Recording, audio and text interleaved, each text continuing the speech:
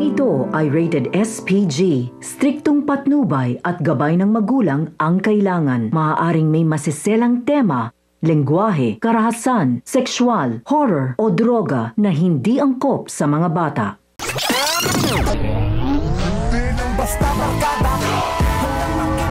Sinabi nga ni Tinding kay Noy na hindi niya susukuan si Tanggol dahil alam niyang may dahilan kung bakit nagawa ni Tanggol ang lahat ng mga pinaparatang sa kanya.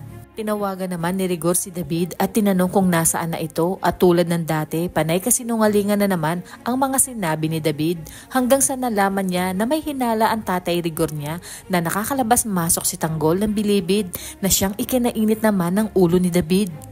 Di naman makatulog ang mag-asawang Marsing at Nita dahil napakabigat ng kanilang nararamdaman at tila may nangyari umanong hindi maganda. Tuwang-tuwa naman si Olga dahil tila niloloko lang umano ni Ramon ang kanyang sarili dahil kahit anong gawin nito ay hindi na niya makikita si Monique at paniguradong inilibing na ito ni Tanggol. Maya-maya pa ay tinawagan na ni Olga si Balatukan kaya agad na sinabi ni Espinas na huwag sagutin ang kliyente nito at saka nila balikan pag naayos na ang kanilang mga suliranin. Hinala naman ni Olga, hindi pa nakakabalik si Tanggol sa loob kaya ayaw sagutin ni Balatukan ang kanyang mga tawag. Di kalaunan ay nakakuha na siya ng impormasyon kay David tungkol kay Tanggol. Kaya naman sinabi ni Olga na kailangan niyang pumunta ng kulungan kung totoo ba ang mga sinasabi ni David. Tila nagdududa na si David sa biglaang pagkawala ni Mokang ngunit hindi pa rin talaga umaamin si Olga. Nahihirapan naman sina Espinas dahil wala silang makitang butas kay Rigor. At ang mga dapat nating abangan ngayong Lunes. Talagang hindi na naawa si Marites at tuluyan niya nang sinabi kay Rigor ang tungkol sa lalaking nag-iwan ng pera. Kaya naman malaking gulo ang mangyayari.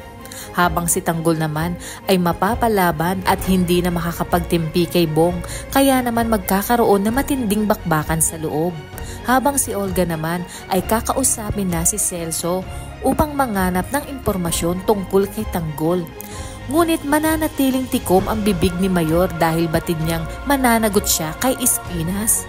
Kaya naman kung bago ka pa lang sa aking channel ay mag-subscribe ka na at i-click mo na rin ang bell icon para updated ka sa pinakahuling kaganapan sa paborito mong teleserye, ang FPJ's Batang Quiapo. Hanggang sa muli, salamat!